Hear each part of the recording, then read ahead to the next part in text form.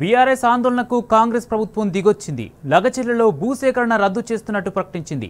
BRS party ఆధ్వర్యంలో గిరిజనులు పెద్ద ఎత్తున ఆందోళనలు చేపట్టడంతో ప్రభుత్వం వెనక్కి తగ్గింది.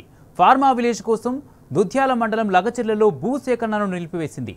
దీంతో బీఆర్ఎస్ లగచెర్ల రైతుల పోరాటం ఫలించింది. అటు దీక్షా దివాస్ రోజున ప్రభుత్వం భూసేకరణ నిలిపివేయడం విశేషం.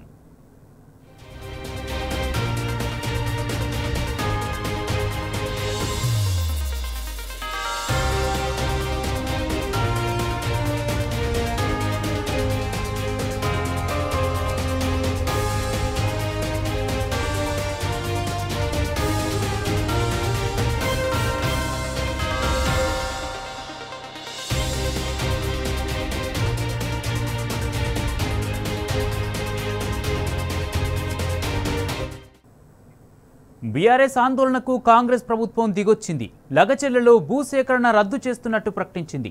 బీఆర్ఎస్ పార్టీ ఆధ్వర్యంలో గిరిజనులు పెద్ద ఎత్తున ఆందోళనలు చేపట్టడంతో ప్రభుత్వం వెనక్కి తగ్గింది. ఫార్మా విలేజ్ కోసం దుధ్యాల మండలం లగచెర్లలో భూసేకరణను నిలిపివేసింది.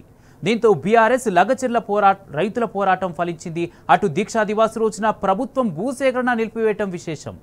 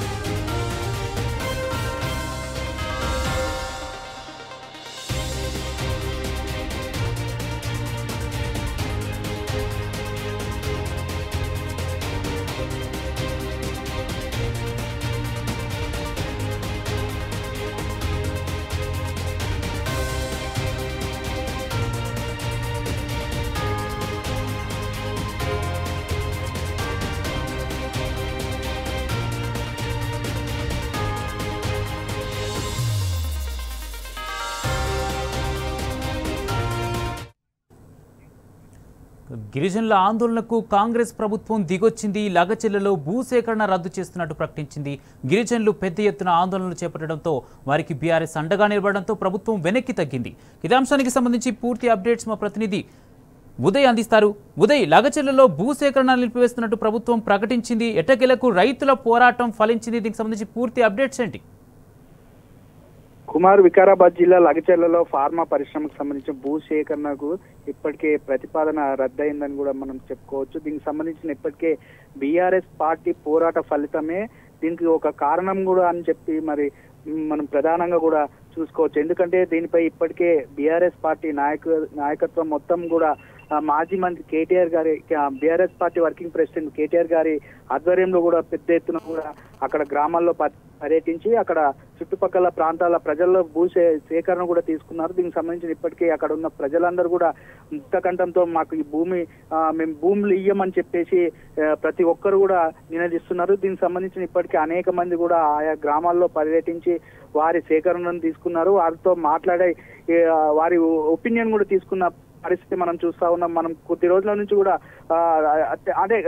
కొద్ది రోజుల ఆ గ్రామాల్లో పర్యటించి మనం కూడా అక్కడ ఉన్న ప్రజల వాళ్ళ ఒపీనియన్ కూడా తీసుకున్నాము. దానికి సంబంధించిన ఇప్పటికే ప్రజలందరూ కూడా ఈ భూసేకరణను వ్యతిరేకిస్తున్నప్పటికీ గత కొద్ది రోజుల క్రితం అధికారులు సైతం వెళ్ళినా వారిని కూడా పంపివేసిన పరిస్థితి మనం కొద్ది రోజుల కింద చూసాము. ఇప్పటికే అనేక సార్లు ఉద్యమాలు చేపట్టాం, అనేక సార్లు మా నిరసనను తెలియజేసినా కూడా ప్రభుత్వం ఇప్పటికీ దిగి రాకపోగా దీనికి సంబంధించిన ఇప్పటికే పలు పార్టీల నాయకులు కావచ్చు, వివిధ సంఘాల నాయకులు కూడా ఇప్పటికే వారికి మద్దతు తెలిపారు. దీనికి సంబంధించిన ఇప్పటికే బీఆర్ఎస్ పార్టీ నాయకత్వం గత కొద్ది రోజులు ఈ భూసేకరణను ఆపాలి, భూసేకరణ వల్ల కూడా అక్కడ ఉన్న ప్రజలందరినీ కూడా ఇబ్బందులకు గురి చేయొద్దని చెప్పేసి బీఆర్ఎస్ పార్టీ నాయకత్వం కూడా చెప్పినప్పటికీ దాన్ని కూడా లెక్క చేయకుండా అదే విధంగా కొనసాగించగా ప్రజలందరూ కూడా ఇంకా మరింత ఉధృతం ఎక్కువ చేస్తున్న తరుణంలో కూడా ఈ ఎట్టకేలకు ఈ ప్రభుత్వం కూడా దిగి వచ్చిందని చెప్పుకోవచ్చు. దీనికి సంబంధించిన ఇప్పటికే బీఆర్ఎస్ పార్టీ నాయకత్వం కూడా